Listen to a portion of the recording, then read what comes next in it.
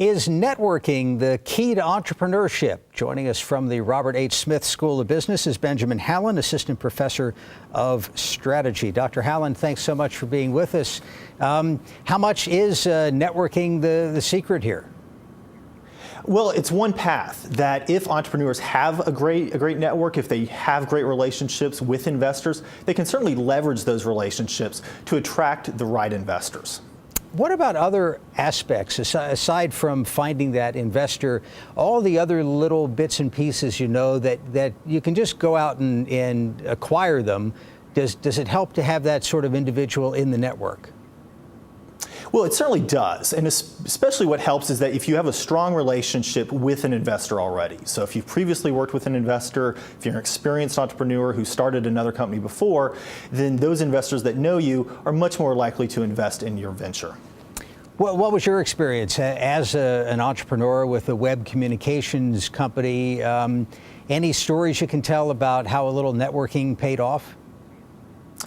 Well, so I was in a different situation in that I'd hear this conventional wisdom of it's all about knowing the right people, but I have to admit I did not know the right people. I was soon out of graduate school at that time. I was a CTO. We felt we had a great product, but we did not have strong existing relationships on which to leverage with investors. And actually most entrepreneurs themselves are in that very same spot.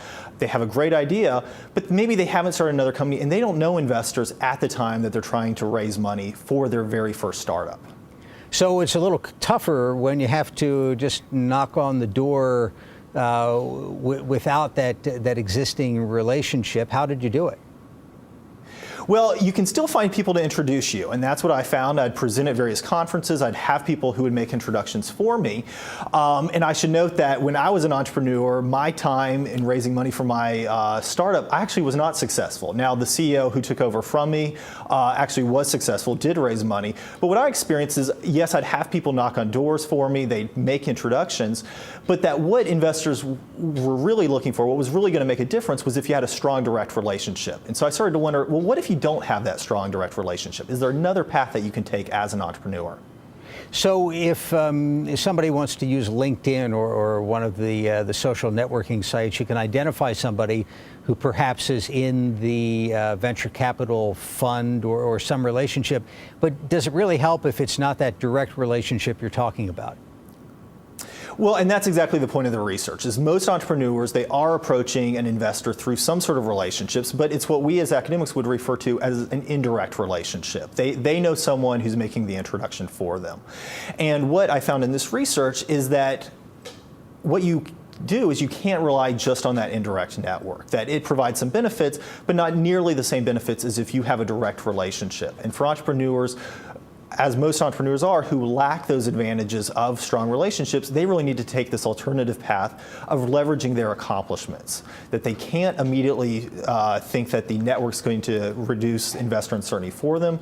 They instead need to hold off, focus on getting their venture off the ground, and once they've shown how well their venture is, maybe by creating a product, selling that product, winning awards for that product, then they can approach investors and attract top-tier investors at that time. Well, should an entrepreneur partner with any investor that comes along who has the resources to do the deal?